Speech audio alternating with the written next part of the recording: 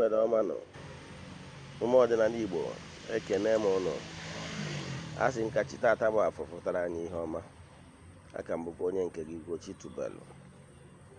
A sị nka m mee this short video iji wee gbaa ndị ụmụ ọdịnala Igbo ma ndị ochie ma ndị teta n'ụla oge na-etebeghị aka. Ihe m chọrọ ka m gwa ụnụ bụ na ọ bụrụ na ị na-agba mbọ otu ị nwere ike na-eme ihe niile asị gị mee, mana ị nwetabeghị result, o nwere ike ịbụ that you have not done the right thing consistently enough to create results. O nwere ike ịbụ na imebeghị ihe ndị kwesịrị na ị ga-eme one kwesịrịnụ ka ị wee bido ribe uru dị na ya. Ka mmadụ wefu atụ dịka m na-ekwu, ana m like iji ihe ọmụmatụ ka ọ ga-abụ ilofu ihe m kwuru lote ihe mara na atụ. Mgbe ị nọbụ n'ụka ọbịa during the time of your wilderness, mgbe ị maghị onye bụ ị ka na-arahụ ụra na-agwụ ụra na nkụzi nke onye ndị ụka ọbịa, o nwere some negative seeds that you sowed, direct or indirect, or some seed you sowed in your previous reincarnation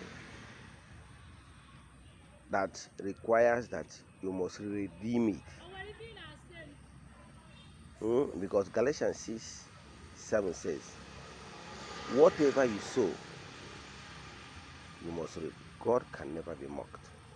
I can read it.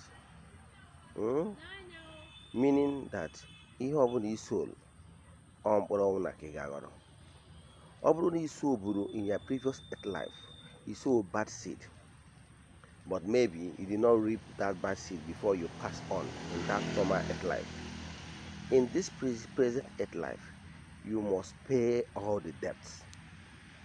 Now, if you reincarnate in this present life, you will start reaping the ugly of what you sowed in your previous earth life. It's only when you exhaust, as in you redeem all those negativity, negative energy, you pay. Unless you start sowing good seed in order to redeem all those negative energy you sowed in your previous life, then you start reaping goodies. Do you get? That's why you need to keep on doing good. If you have done good things enough for you, you think that you have done.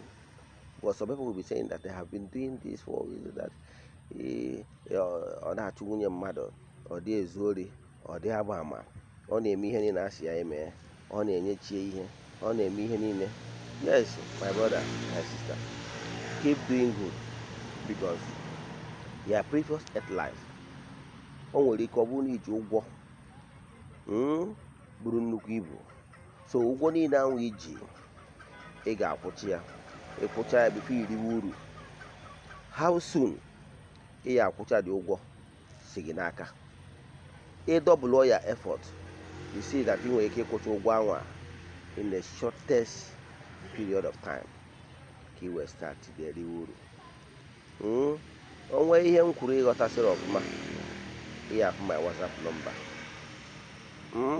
chat ya m ka kọwaa iru ya ka o doo anya ma nyere gị aka ka ị wee kwụrụ n'ụkwụ gị na-abụ.